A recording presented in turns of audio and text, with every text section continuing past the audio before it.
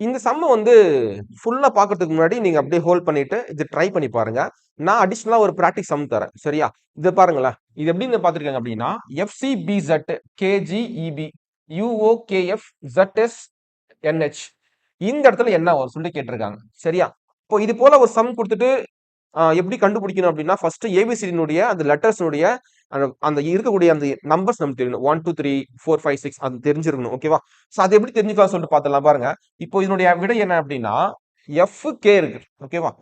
எஃப்சிபிசெட் கேஜிஇபி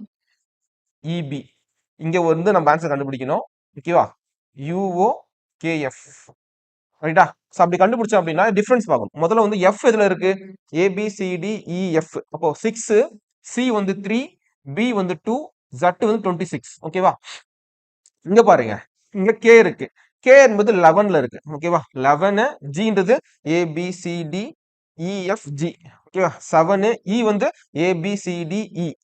5 B என்பது 2. ஓகேவா? என்ன டிஃபரன்ஸ் பாருங்க. சோ டிஃபரன்ஸ் பாத்தீங்க அப்படின்னா 6ன்றது இங்க 11 மாறி இருக்கு. அப்ப என்ன பண்ணிருக்காங்க?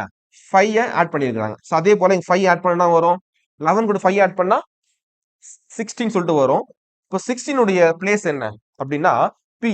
ஓகேவா? அப்ப பி போட்டுக்கலாம். பி போட்டுக்கலாம். ஓகே. நெக்ஸ்ட் இங்க 3ன்றது இங்க 7 மாறி இருக்கு. அப்ப என்ன பண்ணிருக்காங்க அப்படின்னா +4 பண்ணிருக்காங்க.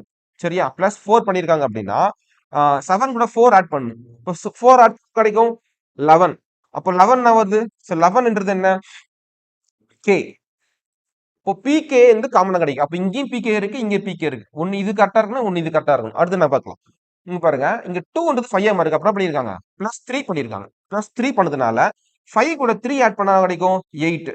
8 னுடைய இங்கிலீஷ் வேல்யூ என்ன? ஹெச். ஓகேவா? சோ இங்க ஹெச் போட்டோம்னா என்ன கிடைக்கும்? இதுதான் வரும். ஓகேவா? இதுதான் ஆன்சர். ஓகேவா? உங்களுக்கான பிராக்டிஸ் சம் என்ன அப்படின்னா இதுதான். சோ இதெல்லாம் ப்ரீவியஸ் ஒரு எக்ஸாம் கொஸ்டின் பேப்பர் தான். சால்வ் பண்ணி பாருங்க. கமெண்ட்ல தெரிவிங்க என்ன ஆன்சர்ன்றத. அடுத்த வீடியோல பார்க்கலாம். Thank you.